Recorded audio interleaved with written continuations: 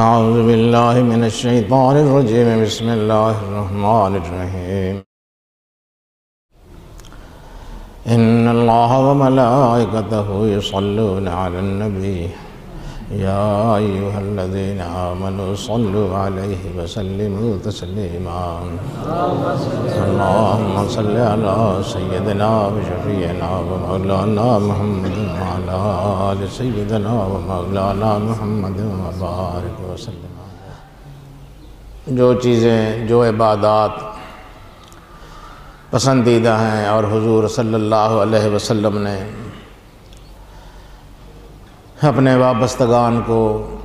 اپنے متعلقین کو، اپنے خدام کو ان کے کرنے کی تاکید فرمائی،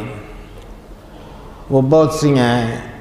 سبحان اللہ ہے، الحمدللہ ہے، اللہ اکبر ہے، لا الہ الا اللہ ہے، بہت سے اذکار ہیں اور بہت سے مبارک دعائیں ہیں جو حضور صلی اللہ علیہ وسلم نے اپنی امت کو سکھائی ہیں۔ آدمی کو جس حد تک توفیق ہو وہ ساری ہی کرنی چاہیے، ساری کرنے کی چیزیں ہیں۔ سب کے اپنے اپنے فضائل ہیں اور سب کے اپنے اپنے درجات ہیں۔ تو ان چیزوں میں جو چیزیں پسندیدہ قرار دی گئی ہیں بندے کے لیے، ان میں ایک شے درود شریف ہے۔ درود شریف کے لیے اللہ تعالیٰ نے جو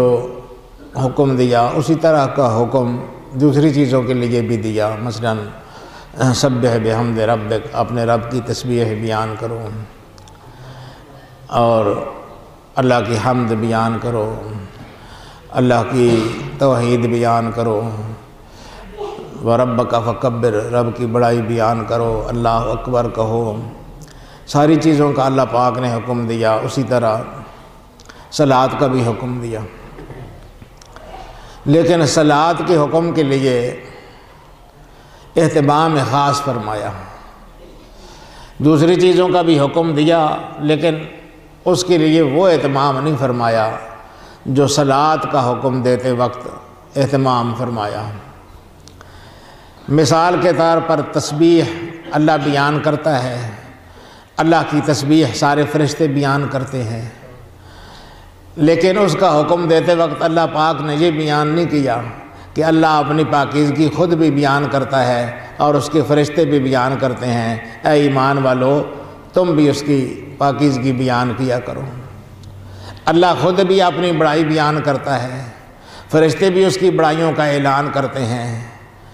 لیکن وَرَبَّكَ فَكَبِّرْ کا جہاں حکم دیا رب کی بڑائی بیان کرو، وہاں یہ نہیں کہا کہ اللہ خود اپنی بڑائی بھی بیان کرتا ہے، فرشتے سارے بھی اس کی عظمتیں بیان کرتے ہیں۔ اے ایمان والو، تم بھی اس کی بڑائی بیان کیا کرو۔ یہ انداز بیان اختیار نہیں فرمایا، بلکہ کسی بھی عبادت کے لیے، کسی بھی نیک کام کے لیے یہ انداز بیان اختیار نہیں فرمایا جو درود شریف کے لیے اختیار فرمایا۔ اور فرمایا درود شریف کے لیے، درود شریف کا حکم دینے کے لیے، حکم تو ہمیں دینا تھا، اس کے لیے اتنا کافی تھا کہ یا ایھا الذین آمنوا صلوا علیہ، اے ایمان والو درود بھیجا کرو حضور صلی اللہ علیہ وسلم پر اور سلام بھیجا کرو۔ ہمیں تو اس کے ساتھ حکم دیا ہے، لیکن ہمیں یہ حکم دینے سے پہلے اللہ پاک نے یہ وضاحت فرمائی کہ یہ تو مت سمجھو کہ یہ صلاۃ بھی اسی طرح کی عبادت ہے یا اسی طرح کی شے ہے جس طرح باقی عبادتیں ہیں۔ نہیں، اس کا اور باقی عبادتوں کا یہ فرق ہے، اس میں یہ خصوصی اہتمام ہے کہ ان اللہ وملائکتہ یصلون علی النبی، اللہ اور اس کے سارے فرشتے ہر وقت نبی پر رحمتیں بھیجتے رہتے ہیں۔ اے ایمان والو، تم بھی ان پر رحمتیں بھیجا کرو۔ نعرہ تکبیر، نعرہ رسالت، شان حبیب کبریا۔ اس میں ایک تو اللہ تعالیٰ نے یہ واضح فرمایا کہ اے ایمان والو، میرا حبیب تمہاری صلاۃ کا محتاج نہیں ہے۔ تم اگر صلاۃ نہ پڑھو تب بھی کوئی فرق اس کو تو نہیں پڑے گا۔ جب میں جو رحمتیں اس پر بھیج رہا ہوں، میرے ملائکہ اس پر رحمتیں بھیج رہی ہیں، تو اگر تم نہ بھی پڑھو تو اس کی شان میں کوئی کمی نہیں آتی ہے، لیکن چونکہ یہ اتنا اچھا کام ہے کہ یہ میں بھی کرتا ہوں اور سارے فرشتے بھی رحمتیں بھیجتے ہیں، اس لیے اے ایمان والو تم بھی ان پر رحمت بھیجا کرو اور صلوات بھیجا کرو حضور صلی اللہ علیہ وسلم پر۔ صلوات کا معنی رحمت ہے۔ اب رحمتیں بھیجنا ہمارا تو گویا ہمارے پاس رحمت تو ہے نہیں ہے کہ ہم بھیجیں، نہ فرشتوں کے پاس رحمت ہے کہ وہ بھیجیں، رحمت کا مالک تو اللہ پاک ہے۔ اس لیے ہم جب درود بھیجنا چاہتے ہیں تو وہ ہم الصلاۃ علیک یا رسول اللہ کہیں یا اللہم صلی علی محمد کہیں، دونوں صورتوں میں مراد یہی ہوتی ہے کہ اے رب العالمین ہمیں تو رحمتوں کا کچھ پتہ نہیں ہے، نہ ہم رحمتوں کے مالک، نہ ہم رحمتیں بھیج سکتے ہیں، اس لیے باری تعالیٰ ہم تو اس سے قاصر ہیں، اس لیے اللہم صلی علی، اے اللہ تو ہی رحمتیں بھیج جو ان کے شایان شان ہے، ہمیں کیا پتہ کس طرح۔ اس لیے جب الصلاۃ والسلام علیک یا رسول اللہ ہم کہیں تب بھی مراد یہ نہیں ہوتی ہے کہ ہم کوئی خاص رحمت بھیج رہے ہیں، ہمارے پاس رحمت کہاں ہے کہ ہم بھیجیں، ہم گویا یہی کہہ رہے ہوتے ہیں کہ اللہ کی طرف سے جو رحمتیں نازل ہوتی ہیں یا رسول اللہ وہ آپ پر ہوں، تو رحمتیں اللہ کی طرف سے ہوں گی، ہم اپنی صرف خواہش کا اظہار کر رہے ہیں کہ باری تعالیٰ ان پر یہ رحمتیں بھیج، ہمیں ان لوگوں میں شامل فرما جو اس چیز کے تمنائی ہیں کہ ہمارے آقا پر زیادہ سے زیادہ رحمتیں نازل ہوتی رہیں، اگرچہ ہماری رحمتیں بھیجنے نہ بھیجنے سے ان کے مقام مرتبے میں کوئی فرق نہیں پڑتا ہے۔ ہاں ہمیں فرق پڑتا ہے، ہمیں فائدہ ہوتا ہے ضرور، ان کو تو اس سے کوئی خاص فائدہ ہو یا نہ ہو، لیکن ہمیں بہرحال بڑا فائدہ ہوتا ہے۔ ایک صحابی فرماتے ہیں کہ میں ایک دفعہ حضور صلی اللہ علیہ وسلم کی تلاش میں نکلا، بلکہ وہ فرماتے ہیں کہ ہم 3-4 دوست تھے، ہم میں سے ہر ایک کسی نہ کسی وقت حضور کے ساتھ ایک رہتا تھا، یعنی ہم 4-5 آدمیوں نے اپنے یہ ڈیوٹی لگا رکھی تھی کہ جب بھی حضور باہر تشریف لائیں تو کوئی نہ کوئی آپ کے ساتھ ہو، کہ کوئی آپ کو ضرورت پڑ جائے کسی چیز کی تو خادم موجود ہو پاس خدمت بجا لانے کے لیے۔ اس لیے ہم اپنی ڈیوٹیاں بدلتے رہتے تھے، کبھی ایک آ جاتا تھا، پھر وہ جب واپس جاتا تھا تو دوسرے کو آگاہ کر دیتا تھا، پھر کوئی اور چلا جاتا تھا، ہم 4-5 ساتھی تھے، یہ اس طرح ہمارا مستقل معمول تھا۔ تو ایک دفعہ میں جب گیا تو حضور صلی اللہ علیہ وسلم گھر سے نکل کے آگے جا رہے تھے، میں بھی پیچھے پیچھے چل پڑا۔ حضور صلی اللہ علیہ وسلم ایک باغ میں چلے گئے اور وہاں جا کے حضور صلی اللہ علیہ وسلم نے ایک طویل سجدہ کیا، لمبا سجدہ، اتنا سجدہ لمبا کیا کہ میں نے سمجھا کہ شاید حضور صلی اللہ علیہ وسلم کی روح قبض ہو گئی ہے۔ حضور صلی اللہ علیہ وسلم اس طرح کے لمبے سجدے کرتے تھے، کئی دفعہ لوگوں کو یہ شبہ ہو جاتا تھا۔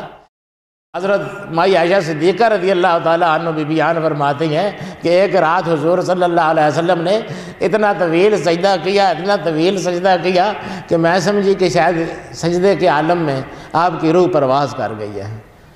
تو میں نے ڈرتے ڈرتے آپ کے پاؤں پر انگلی لگائی کہ دا ہلتا ہے وہ کہ نہیں ہلتا ہے،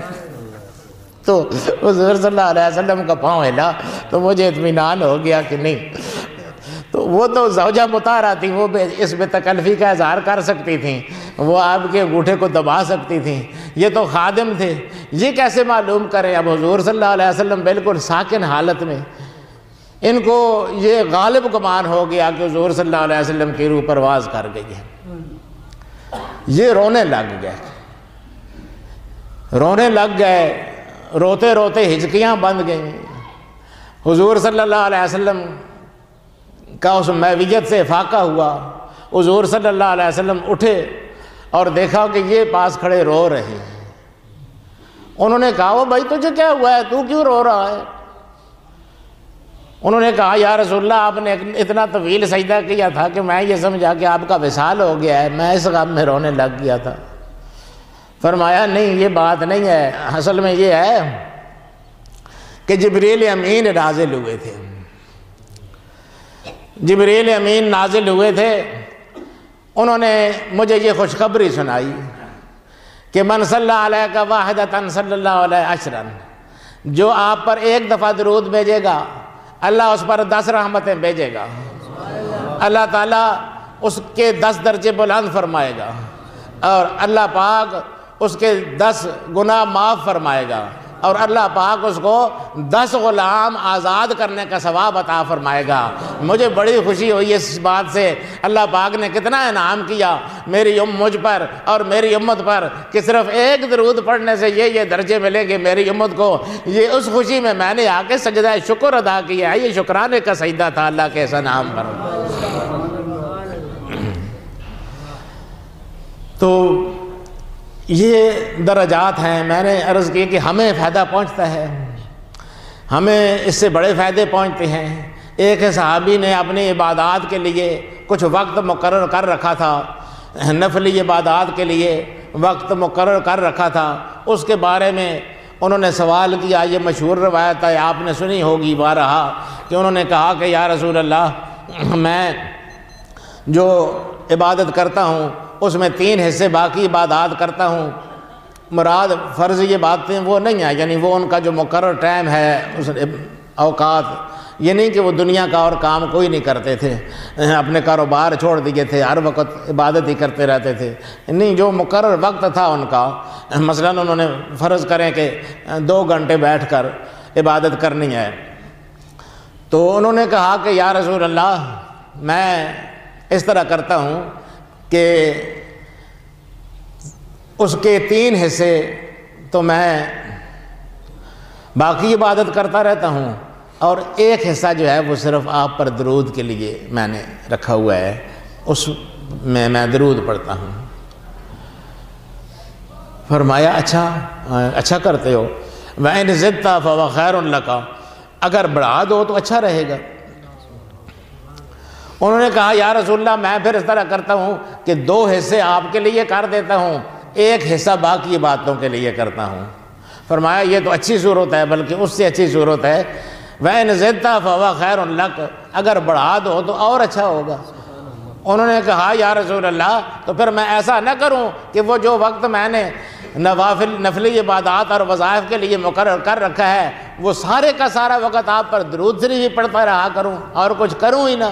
فرمایا اگر ایسے کرو گے تو یہ تو زیادہ اچھا ہوگا، اذن یکشف ہمک ویدفع کربک، یہ کام اگر تجھ نے کیا تو تیرے سارے غم دور ہو جائیں گے اور تیری ساری تکلیفیں رفع ہو جائیں گی۔ نعرہ تکبیر، نعرہ رسالت، شان رحمت للعالمین۔ نہ غم نیڑے آوے نہ دکھ اس سے پہنچے، جڑا روز پیجے دروداں دی ڈالی، درودوں کی ڈالیاں وہاں پر پہنچتی رہیں تو پھر غم فکر سے آدمی آزاد ہو جاتا ہے۔ تو یہ ہمیں بڑے فائدے ہیں درود شریف کے، ہم کو اللہ تعالیٰ نے درود شریف پڑھنے کا حکم دیا، اور اللہ پاک نے اپنے لیے جو لفظ استعمال فرمایا وہ تسلسل کا تقاضا کرتا ہے، یعنی اللہ پاک ہر وقت رحمت بھیجتا رہتا ہے حضور صلی اللہ علیہ وسلم پر، یعنی کوئی ایسا وقت نہیں ہے جب اللہ پاک رحمتیں نازل نہ فرما رہا حضور صلی اللہ علیہ وسلم پر۔ تو دوستو، اس عبادت کے لیے خصوصی اہتمام صحابہ کرام بھی کرتے تھے، اللہ والے بھی کرتے تھے۔ اس کے لیے لوگ وہ درود جو درود ابراہیمی ہے وہ بھی پڑھتے تھے، دوسرے درود بھی اپنے اپنے طور پر، بہت سے درود ہیں، بہت سے درود احادیث میں بھی درود کے مختلف صیغے آئے ہوئے ہیں، کوئی مقرر خاص صیغہ نہیں ہے اس کا۔ اصل بات اللہ پاک سے یہ التجا کرنی ہے کہ آقا دو جہاں صلی اللہ علیہ وسلم پر اللہ پاک رحمت نازل فرمائے۔ صحابہ کرام کا معمول کثرت سے درود شریف پڑھنا تھا، ائمہ کرام کا معمول کثرت سے درود شریف پڑھنا تھا، اور درود شریف جو لوگ پڑھتے ہیں ان کے عجیب عجیب واقعات لکھے گئے ہیں۔ آدمی حیران ہوتا ہے کہ کیا کیا انعام ان لوگوں پر ہوتے ہیں جو حضور صلی اللہ علیہ وسلم پر درود بھیجتے رہتے ہیں، اور یہ بھی معلوم ہوتا ہے ان واقعات سے کہ حضور صلی اللہ علیہ وسلم ہر درود پڑھنے والے سے آگاہ ہوتے ہیں، ہر درود پڑھنے والے کا درود پڑھنے کا آپ کو پتہ چلتا ہے۔ اب کس طرح پتہ چلتا ہے، اس کے لیے کئی روایتیں ہیں۔ ایک تو یہ ہے کہ حضور صلی اللہ علیہ وسلم نے فرمایا کہ اللہ پاک نے ایک فرشتہ مقرر کر رکھا ہے، آتا اسماء الخلائق، ساری دنیا کی سماعت اللہ پاک نے اس کو عطا کر رکھی ہے، دنیا میں کہیں بھی کوئی آواز نکلے وہ اس کو پہنچتی ہے۔ تو وہ ہر آدمی سے بھی آگاہ ہے کہ کون آدمی ہے، کس کا بیٹا ہے، کہاں پر رہتا ہے، یہ بھی اس کے علم میں شامل ہیں یہ ساری چیزیں۔ جب بھی میرا امتی کوئی درود پڑھتا ہے تو وہ فرشتہ اس کے نام کے ساتھ میرے سامنے درود پیش کرتا ہے کہ یا رسول اللہ فلاں شخص نے جو فلاں کا بیٹا ہے فلاں مقام سے آقا درود بھیجا ہے آپ کی طرف، تو مجھے پر درود بھی کوئی بھیجے وہ بھی مجھے پہنچتا ہے، کوئی سلام مجھ پر بھیجے وہ بھی مجھے پہنچتا ہے۔ ایک فرشتہ اللہ پاک نے مقرر کیا ہے جو مستقل وہ درود مجھے پہنچاتا رہتا ہے۔ اور اس کے علاوہ بھی بہت سے فرشتے ہیں، فرمایا کہ ملائکۃ سیاحین، چلتے پھرتے فرشتے ہیں جو اس کام میں لگے رہتے ہیں کہ کہیں درود شریف پڑھا جا رہا ہو تو اس کو حضور صلی اللہ علیہ وسلم تک پہنچایا جائے۔ چنانچہ جہاں کہیں درود سنتے ہیں وہ تو ایک دم اس کو لیتے ہیں اور جا کے آقا کی خدمت میں پیش کر دیتے ہیں کہ یا رسول اللہ فلاں جگہ سے یہ درود آپ پر بھیجا گیا ہے۔ تو اب سوچنے کی بات یہ ہے کہ اصل بات یہ آپ کو معلوم ہونے چاہیے کہ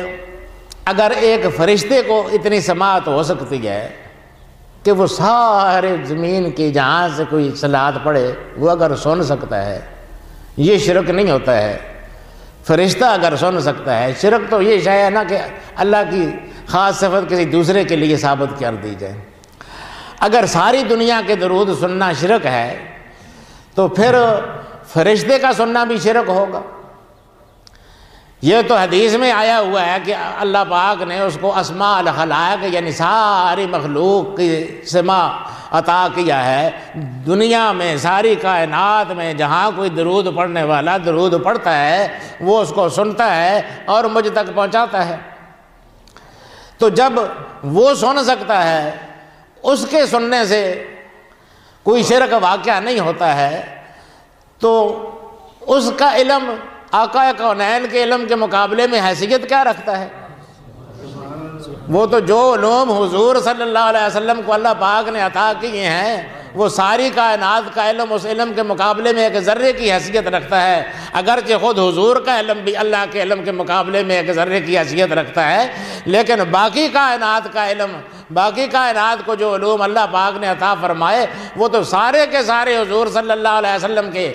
علم کے آگے ایک ذرے کی حیثیت رکھتے ہیں۔ جس طرح صاحب ایک قصیدہ بردہ کہتے ہیں وَمِنْ عُلُومِكَ عِلْمُ اللَّوْحِ وَالْقَلَمِ، یا رسول اللہ لوح اور قلم نے جن علوم کا احاطہ کیا ہے، اور انہوں نے کن علوم کا احاطہ کیا، وَكُلُّ صَغِيرٍ وَكَبِيرٍ مُسْتَطَرٍ، کوئی چھوٹی بڑی ایسی چیز نہیں ہے جو اس میں نہ لکھ دی ہو۔ لوح محفوظ نے ہر چھوٹی بڑی چیز کا احاطہ کیا، اور حضور صلی اللہ علیہ وسلم کو جو علوم اللہ پاک نے عطا کیے وہ اتنے زیادہ ہیں کہ لوح و قلم کے علوم ان علوم کا ایک حصہ ہے۔ تو وہ فرشتے کا علم تو پھر بہت ہی تھوڑی سی چیز ہے اس کے مقابلے میں جو اوپر کھڑا ہوا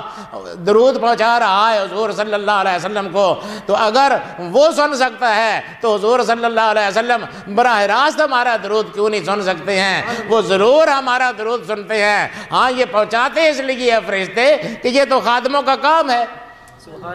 یہ تو عزت ہے، یہ تو اعزاز ہے مصطفیٰ صلی اللہ علیہ وسلم کا کہ ان کے لیے خدام مقرر کر رکھے ہیں۔ اللہ پاک سے کیا چیز پوشیدہ ہوتی ہے، لیکن ہمارے اعمال لکھنے کے لیے کہیں فرشتے آ رہے ہیں، کہیں ہمارے ذکر کی محفلوں کا احاطہ کر رہے ہیں، جا کے رپورٹ پیش کر رہے ہیں کہ باری تعالیٰ تیرے بندے تجھ کو ذکر تجھے یاد کر رہے ہیں۔ اللہ پاک فرماتا ہے وہ کس چیز سے پناہ مانگ رہے ہیں؟ فرشتے کہتے ہیں کہ جہنم سے اور تیرے عذاب سے پناہ مانگتے ہیں۔ پوچھتا ہے مانگتے سوال کیا کرتے ہیں، طلب کیا کر رہے ہیں؟ عرض کرتے ہیں باری تعالیٰ تیری رضا چاہتے ہیں، تیری خوشنودی چاہتے ہیں اور عمدہ انجام چاہتے ہیں۔ تو میرے کہنے کا مقصد یہ ہے کہ اللہ پاک کو تو علیم بذات الصدور، وہ تو سینوں کی میں جو پوشیدہ باتیں ہیں ان کو جاننے والا ہے، اس کے سامنے بھی فرشتے جا جا کے پہنچاتے ہیں۔ کیوں پہنچاتے ہیں؟ اس لیے کہ شہنشاہوں کے سامنے خدام کا رپورٹیں پیش کرنا یہ خادموں کا اعزاز ہوتا ہے، یہ خادموں کا شرف ہوتا ہے کہ اس خادم نے یہ شے جا کے پہنچائی ہے۔ اس لیے وہ ملائکہ خدام ہیں در مصطفیٰ صلی اللہ علیہ وسلم کے، وہ خوش ہوتے ہیں کہ ہمیں یہ اعزاز حاصل ہوا کہ ہم درود شریف لے جا رہے ہیں، اس بہانے حاضری ہو جائے گی آقا کی خدمت میں اور درود کسی کا پیش کر دیں گے وہاں پر۔ نعرہ تکبیر، نعرہ رسالت، نعرہ شفیع المذنبین۔ حضور صلی اللہ علیہ وسلم بذات خود آگاہ ہوتے ہیں۔ حضرت ابو بکر بن مجاہد بہت بڑے بزرگ اور بہت بڑے محدث اور بہت بڑے فقیہ، حضرت ابو بکر بن مجاہد رحمۃ اللہ علیہ، ان کے پاس ایک بزرگ آئے تو انہوں نے بڑی تکریم کے ساتھ ان کو بٹھایا، بڑی عزت کی ان کی، اور بعد میں وجہ بیان کی۔ شاگردوں نے پوچھا جی کہ ان بزرگوں کی آپ نے بڑی تعظیم تکریم کی ہے۔ فرمایا ہاں، یہ اصل میں اس طرح ہوا کہ ان بزرگوں کے گھر ولادت کا کوئی مرحلہ تھا، کوئی بچہ پیدا ہونے والا تھا۔ اب جب بچہ پیدا ہوتا ہے تو زچہ کے لیے کوئی دوائیں اس ہر دور میں اس دور کے مطابق کچھ دوائیں کچھ غذائیں ضرورت پڑتی ہیں، اس کے لیے کچھ پیسوں کی ضرورت پڑتی ہے۔ ان کے پاس پیسے کوئی نہیں تھے، یہ میرے پاس آئے، انہوں نے مجھے آ کر کہا کہ جی گھر میں کچھ شے نہیں ہے، فاقہ ہے بالکل، اور میرے گھر میں زچگی کا عمل ہو رہا ہے، ہونے والا ہے، تو میں حیران ہوں کہ اس عالم میں کیا کروں۔ دراصل وہ حضرت ابو بکر بن مجاہد نے فرمایا کہ در حقیقت یہ آئے میرے پاس تھے اس امید پر کہ یہ کچھ دے دے گا، میرے پاس خود کچھ نہیں تھا، میں کہاں سے دیتا۔ چنانچہ یہ چلے گئے۔ بعد میں جب لیٹا، تھوڑی دیر بعد میں لیٹ گیا درس سے فارغ ہو کر، تو میں نے حضور صلی اللہ علیہ وسلم کو خواب میں دیکھا، دیدار ہوا آقا کونین صلی اللہ علیہ وسلم کو۔ آپ نے فرمایا کہ یہ جو شخص آیا ہے جو پریشان ہے اس سلسلے میں کہ اس کے گھر زچگی ہونے والی ہے اور اس کے پاس پیسے نہیں ہیں، اس کو ساتھ لے کے یہاں علی بن عیسیٰ ایک وزیر ہے بادشاہ کا، اس کے پاس جا اور اسے کہے کہ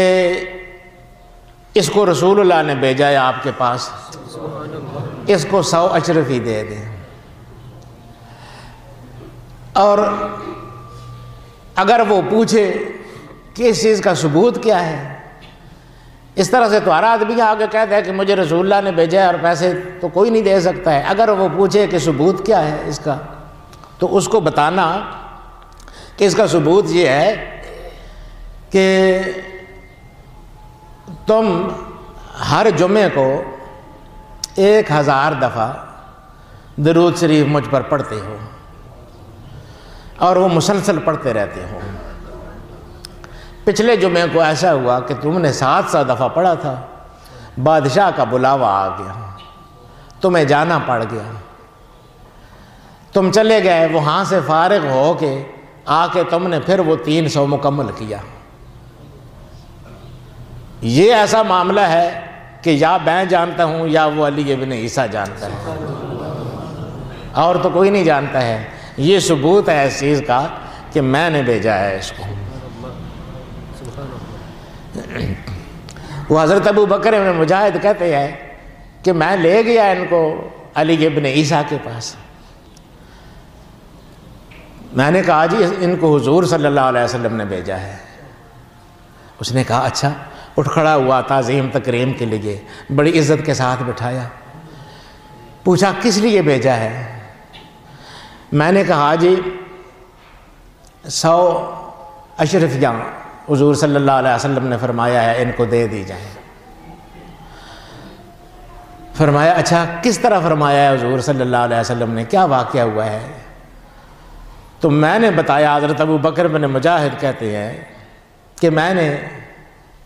اپنا خواب بیان کیا اس کے سامنے، یہ سارا خواب پوری تفصیل سے بیان کیا، یہ بھی بتایا کہ حضور صلی اللہ علیہ وسلم نے فرمایا ہے کہ وہ علی ابن عیسیٰ جو ہے وہ ہر جمعے کی شب کو 1000 مرتبہ درود شریف مجھ پر پڑھتا ہے۔ پچھلے جمعے کو 700 پڑھا تھا، بلاوا آ گیا لیکن پھر واپس آ کے 300 مکمل کیا، اس نے اپنی تعداد مکمل کی۔ اور یہ شاید ایسے ہی ہے کہ حضور نے فرمایا کہ یا میں جانتا ہوں یا علی ابن عیسیٰ جانتا ہے، یہ علامت ہے اس چیز کی کہ میں اس کو بھیج رہا ہوں۔ تو وہ اٹھ کھڑا ہوا، اس نے بڑی تعظیم و تکریم کے ساتھ ہمیں سینے کے ساتھ لگایا، ہمارے ماتھے پر بوسے دیے اور اپنے غلام کو کہا کہ لا بھائی اشرفیوں کا توڑا۔ وہ اشرفیوں کا توڑا لے کر آیا، اس میں اشرفیاں بھری ہوئی تھیں، اس نے 100 اشرفیاں نکالی، کہا جی یہ حضور صلی اللہ علیہ وسلم کے ارشاد کے مطابق قبول فرمائیے، یہ 100 اشرفیاں پیش خدمت ہیں۔ پھر 100 اشرفیاں نکال کر مجھے دیں کہ جی یہ آپ کے لیے ہیں، آپ ان کے ساتھ آئے ہیں، اس لیے 100 آپ کی خدمت میں ہدیہ ہے۔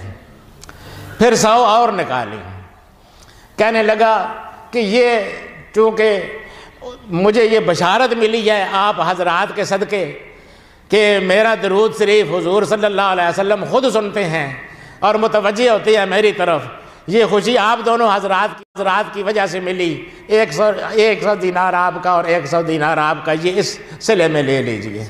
پھر اس نے اور اشرفیاں نکالی، کہا کہ آپ دونوں کو آنے میں تکلیف ہوئی ہے، وہاں سے چل کر یہاں آئے ہیں، مجھے وہاں نہیں بلایا بلکہ خود یہاں تشریف لائے ہیں، اس تکلیف کے عوض یہ 100 اشرفی مزید پیش خدمت ہے۔ وہ اشرفیاں نکالتا گیا،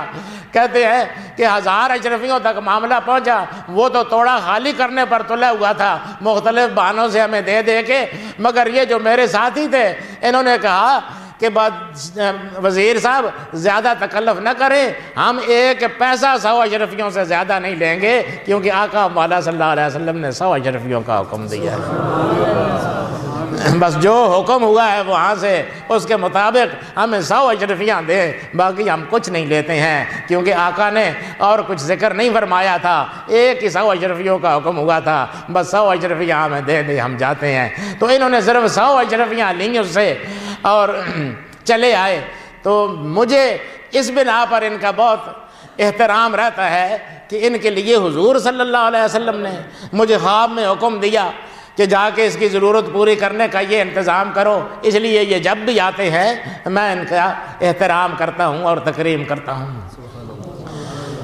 تو اب دیکھیں کہ حضور صلی اللہ علیہ وسلم، ایک آدمی اپنی تنہائیوں میں بیٹھے ہوا پڑھ رہا ہے اور اچانک اس کو اس کو اپنا وہ روکنا پڑ جاتا ہے درود شریف کسی وجہ سے۔ یہ ساری باتیں حضور کے علم میں ہیں، فلاں شخص کہاں پر کوئی شخص بیٹھا ہوا مجھے درود شریف پڑھ رہا ہے، کتنی دفعہ اس نے پڑھا تھا، یہ تو تسبیح پر گن رہا ہوگا، اس لیے اس کو پتہ تھا۔ حضور صلی اللہ علیہ وسلم کو کیسے پتہ چلتا ہے کہ وہ 700 اس نے پڑھا تھا؟ حضور صلی اللہ علیہ وسلم کے علم سے کوئی شے پوشیدہ نہیں ہوتی ہے، اور آپ کو اس طرح گننے کی ضرورت نہیں ہوتی ہے، ہم نہ گنیں تو ہمیں نہیں پتہ چل سکتا ہے کہ 700 حضور صلی اللہ علیہ وسلم کو ویسے پتہ ہے کہ یہ 700 اس نے پڑھا تھا۔ پھر یہ اٹھ کر چلا گیا، پھر یہ بھی پتہ ہے کہ 300 باقی رہ گیا تھا اور وہ 300 واپس آ کر اس نے مکمل کر لیا تھا، درمیان میں صرف وقفہ آیا تھا۔ یہ دونوں باتیں، اور وقفہ کیوں آیا تھا؟ اس لیے کہ بادشاہ کا بلاوا آیا تھا، غرض ہے کہ کوئی بات ایسی نہیں اس کی جو حضور صلی اللہ علیہ وسلم کے علم میں نہ ہو، وہ تنہائیوں میں بیٹھا ہوا پڑھ رہا ہے اور حضور صلی اللہ علیہ وسلم وہاں نہ صرف اس کے درود شریف کو سن رہے ہیں بلکہ ساتھ ساتھ حضور صلی اللہ علیہ وسلم کو اس کے شمار بھی معلوم ہے کہ کتنا پڑھ رہا ہے اور کب کتنا پڑھا ہے کسی نے۔ تو دوستو، اس لیے حضور صلی اللہ علیہ وسلم کے علم کی کیا بات، جو بھی درود پڑھنے والا درود پڑھتا ہے حضور صلی اللہ علیہ وسلم تک وہ پہنچتا ہے، اور اگر فرض کر لو کہ نہیں پہنچتا ہے تب بھی ہمیں کیا، ہم نے تو پہنچانا ہے اپنا حضور صلی اللہ علیہ وسلم۔ اگر وہ خود نہیں سنتے ہیں، فرض کر لو کہ حضور خود نہیں سنتے ہیں، لیکن اتنا تو پتہ ہے کہ جو پڑھے گا وہ پہنچے گا بہرحال۔ چلو فرشتہ ان کو پہنچا دے یہ بات کہ فلاں نے اللہم صلی علی محمد پڑھا ہے، فلاں نے الصلاۃ والسلام علیک یا رسول اللہ پڑھا ہے، تو فرشتہ پہنچا دے، ہمیں اس سے کیا لگے، ہمیں تو صرف اتنا ہے کہ حضور صلی اللہ علیہ وسلم تک پہنچ جاتا ہے درود شریف۔ آپ خود سنتے ہوں تو یہ بہت اچھی بات ہے، ضرور سنتے ہیں، ہمارا عقیدہ ہے، لیکن اگر فرض کرو نہ سنتے ہوں خود، تب بھی ہمارا کام تو درود پہنچانا ہے آقا کے حضور۔ وہ براہ راست پہنچتا ہو تب بھی ٹھیک ہے، فرشتوں کے ذریعے سے پہنچتا ہو تب بھی ٹھیک ہے، وہ جو اوپر فرشتہ کھڑا ہوتا ہے اس کے ذریعے پہنچتا ہے تب بھی ٹھیک ہے، جس طرح سے بھی پہنچے، غلاموں کا کام اپنے آقا کے حضور صلوات کا نذرانہ پیش کرنا ہے، درودوں کی ڈالی پیش کرنی ہے۔ اس سے کیا باس کہ کیسے پہنچتا ہے، جیسے بھی پہنچے حضور کی خدمت میں غلاموں کا یہ نذرانہ پہنچ جانا چاہیے۔ نعرہ تکبیر، نعرہ رسالت، سلطان الواعظین قبلہ دائم صاحب۔ حضور صلی اللہ علیہ وسلم پر درود شریف پڑھنا، اس کے لیے کوئی خاص مقرر صیغے نہیں ہیں، بس یہ دل کی تڑپ کی بات ہے۔ بہت زیادہ مشہور درود ہے جو صاحب قصیدہ بردہ نے مولا یا صلی وسلم دائما ابدا علی حبیبک خیر الخلق کلہم، یہ مشہور درود ہے، سارے لکھتے ہیں، اس کو پڑھتے ہیں، حالانکہ یہ قرآن حدیث میں یہ درود نہیں آیا ہے۔ صلی اللہ علیہ وسلم جو ہم کہتے ہیں یہ بھی تو قرآن حدیث میں نہیں آیا ہے، حدیث شریف میں تو درود ابراہیمی آیا ہے، اللہم صلی علی محمد۔ یہ صلی اللہ علیہ وسلم مختصر درود حضور صلی اللہ علیہ وسلم کے نام پر پڑھا جاتا ہے، تو تاکہ آپ کا نام لیتے وقت درود کی سعادت سے محروم نہ رہے۔ ایک صحابی کہتے ہیں کہ نہ، ایک بزرگ فرماتے ہیں ہم حدیث لکھا کرتے تھے، ہم چند ساتھی تھے، حدیثیں لکھا کرتے تھے، ہمارا ایک ساتھی فوت ہو گیا۔ وہ حدیثیں لکھنے کی صورت یہ ہوتی تھی کہ وہ تیزی سے لکھنی پڑتی تھی، کیونکہ استاد بول رہا ہوتا تھا، اب بولنے کی سپیڈ اور ہوتی ہے، لکھنے کی سپیڈ اور ہوتی ہے، اس لیے وہ لکھنے والے تیزی سے لکھتے ہیں۔ ہم حدیثیں لکھا کرتے تھے استاد سے، اس وقت ٹیپیں وغیرہ تو ہوتی نہیں تھیں کہ آدمی بار بار ریوائنڈ کر کے اس کو پھر درست کرتا رہے کام کو، وہ جیسے استاد کی زبان سے نکل رہا ہے اسی طرح اس کو نوٹ کرنا ہے، اور لفظ بلفظ نوٹ کرنا ہے، یہ بھی نہیں کہ اس کا مفہوم نوٹ کرے، انہی الفاظ کے ساتھ جس طرح استاد بیان کر رہا ہے اسی طرح نوٹ کرنا ہوتا ہے، اس کے لیے اختصار کی ضرورت پڑتی ہے۔ تو وہ یہ لوگ اس طرح کیا کرتے تھے کہ حضور صلی اللہ علیہ وسلم پر دل میں درود تو پڑھ دیا کرتے تھے لیکن لکھتے نہیں تھے، قال رسول اللہ آگے حضور کی حدیث لکھ دیتے تھے، درود شریف ویسے دل میں پڑھ لیتے تھے۔ تو وہ فرماتے ہیں کہ ہمارا ایک ساتھی فوت ہو گیا، تو ہم میں سے ایک بہت نیک آدمی نے اس کو دیکھا کہ وہ سبز کپڑے پہنے ہوئے وہ جنت میں دوڑتا پھر رہا ہے اور ادھر ادھر خوشی کے ساتھ لہراتا پھرتا ہے جنت میں۔ ہم نے اسے کہا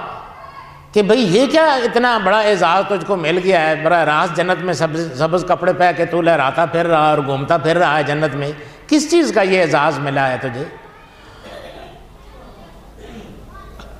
اس نے کہا کہ مجھے یہ اعزاز اس بات کا ملا ہے کہ حدیثیں تو تم بھی میرے ساتھ لکھتے تھے، میں بھی لکھتا تھا، لیکن تم لوگ صرف دل میں درود شریف پڑھا کرتے تھے، میں فٹوفٹ نیچے چھوٹا سا صلی اللہ علیہ وسلم لکھ لیا کرتا تھا، جہاں حضور صلی اللہ علیہ وسلم کا نام آتا تھا میں ساتھ ہی لکھ دیتا تھا صلی اللہ علیہ وسلم جلدی سے۔ تو اگرچہ وہ جلدی سے لکھا جاتا تھا مختصر سا چھوٹا سا، لیکن میں بہرحال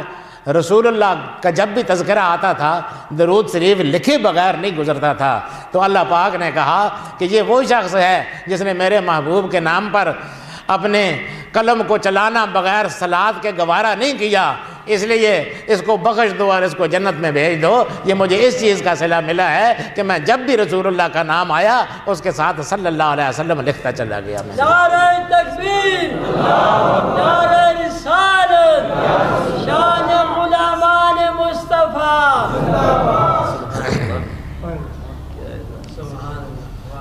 اب تو اور آسان ہو گیا کام، کمپیوٹروں میں سے ٹکر آ گئے ہیں صلی اللہ علیہ وسلم کے۔ اب تو وہ پہلے قلم سے لکھتے تھے، اب تو وہ ایک بٹن ہی دبانا ہے اور صلی اللہ علیہ وسلم لکھا جاتا ہے۔ تو کتنا آسان ہے، آدمی کوئی شے لکھ رہا ہو جس میں حضور صلی اللہ علیہ وسلم کا تذکرہ آ رہا ہو، اور جب بھی حضور کا نام آئے وہ صلی اللہ علیہ وسلم کو سٹکر دبا دیا اس نے، تو اس کے نام حضور صلی اللہ علیہ وسلم پر صلات بھیجنا لکھ دیا گیا، اس کے 10 درجے بلند ہو گئے، 10 گناہ معاف ہو گئے، اللہ پاک نے 10 رحمتیں اس پر نازل فرما دیں، 10 غلام آزاد کرنے کا ثواب اس کو مل گیا ایک صلی اللہ علیہ وسلم کا سٹکر لگانے پر۔